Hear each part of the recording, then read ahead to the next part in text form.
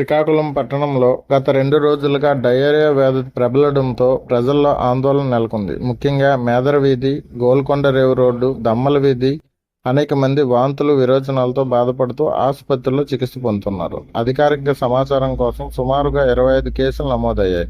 వీరిలో సురేష్ అనే వ్యక్తి చికిత్స పొందుతూ మంగళవారం మృతి చెందినట్లుగా జిల్లా వైద్య అధికారి అనిత గారు తెలిపారు. ఈ ఘటన స్థానికంగా విషాదాన్ని కలిగించింది. డయేరియా ప్రభావంతో బాధపడుతున్న వారిలో కొందరిని రిమ్స్ ఆసుపత్రికి తరలించి ప్రత్యేక వైద్యం అందించారు. చాలా మంది చికిత్సతో కోలుకుంటుండగా మరికొంతమంది ఆసుపత్రుల్లోనే చికిత్స పొందుతున్నారు. బాధితులు ఆదివారం రాత్రి నుంచే ప్రైవేట్ మరియు ప్రభుత్వ ఆసుపత్రులను ఆశ్రయించినట్టు సమాచారం. వాంతులు, విరేచనాలు, బలహీనత వంటి లక్షణాలతో బాధపడుతూ వైద్య సాయం తీసుకుంటున్నారు. నమస్కారం. మన శ్రీకాకుళం ప్రజలందరికీ విజ్ఞప్తి. శ్రీకాకుళంలో ఉన్న దమల్ వీధి, అలాగే కాకి వీధి, గుడి వీధి, మంగువార్ తోట, ఈ 4 ఏరియాస్లో కొన్ని ఈరోజు పొద్దున్న నుంచి కొన్ని డైరియా కేసెస్ నమోదైంది. ఈ కేసెస్ ఉన్న చోట్ల దయచేసి మీరు మున్సిపల్ కార్పొరేషన్ నుంచి వచ్చిన వాటర్ దయచేసి మీరు తాగకూడదు.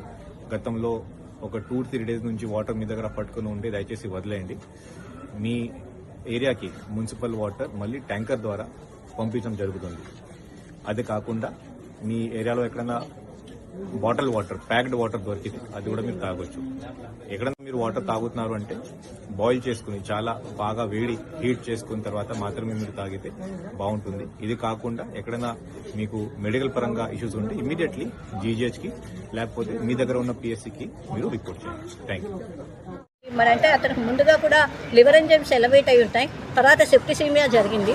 ఆ తర్వాత అతనికి మల్టీ ఆర్గన్ డిస్ఫంక్షన్ సిండ్రోమ్ అనేది జరగటం వలన అతని మనం దురదృష్టవశాత్తు అతని ప్రాణాలు నిలబెట్టలేకపోయాం. శ్రీకాకుళం ప్రజలకు సహాయంగా కలెక్టరేట్లో 24 గంటల హెల్ప్ లైన్ నెంబర్ 08942229080 ఏర్పాటు చేశారు. ఎవరైనా విరోచనాలు, వాంతులు వంటి లక్షణాలు కనిపిస్తే వెంటనే వైద్యులను సంప్రదించాలని అధికారులకు విజ్ఞప్తి చేస్తున్నారు.